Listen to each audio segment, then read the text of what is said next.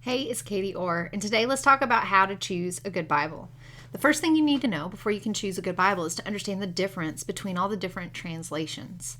There are some translations that are more of a word for word translation, whereas others are more of a thought for thought. So that means, for example, in the New Testament, that they would look at the original Greek word, and if it was more of a word for word translation, then it's going to be this Greek word, English word, this Greek word, English word, this Greek word, English word. But you can kind of see how that may not be very readable.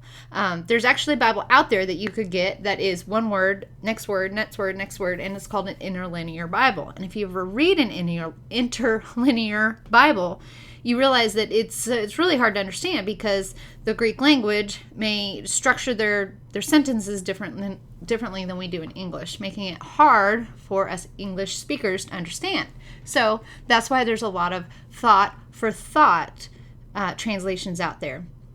Now, most translations are really a blend of the two. Some lean more towards word for word translations, like the NASB, the New American Standard Version. The ESV leans a little bit more towards that, but is much more readable than the NAS. And then, like I said, the interlinear would be more where it's 100% word for word, not thinking about readability at all. Where then on the other spectrum, you have thought for thought, that's going to be more of the NIV or the New Living Translation. That's going to be more of a thought for thought, not so much word for word. So the next thing you need to think about as far as choosing a good Bible is then what will you be using this for? Will you be using this mostly for reading or for studying? And so there's a place for both. I mean, I typically have a reading plan that I do throughout the year, and I really enjoy that to help me kind of be in the bird's eye view, so to speak, of the Bible, getting the big picture themes and understanding the whole of Scripture. But then I also like to get into the bug's life, where I'm getting my hands dirty and digging in the dirt and getting down in deep into a certain passage. And so I think there's a place for both. And so I typically like to do my reading in more of a thought for thought version, like the New Living Translation. But then if I'm studying, I'm not going to do that word for word studying in the New Living Translation. I'm going to do that in the ESV. Before the ESV came out, I did that in the New American Standard. So that's another thing you want to think about when you're choosing a Bible is, am I going to be using this primarily for reading or primarily for studying? Or do I want a good mix of both? Then the next thing to look at is to look at the translators. Who translated this Bible? And that's important to think about because you may be in one theological camp and you don't realize that the translators of this Bible are in a different theological camp than you may be in.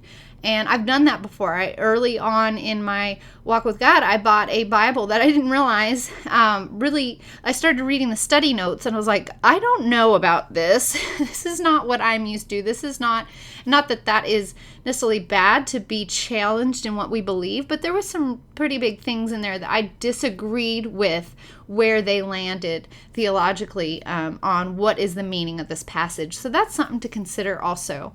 If you're not sure what you believe on certain areas, I would certainly you believe something, you may not realize you believe it yet, but that's certainly something that I'm sure if you went to your pastor or a Bible study leader or somebody you trust would certainly love to answer those questions for you.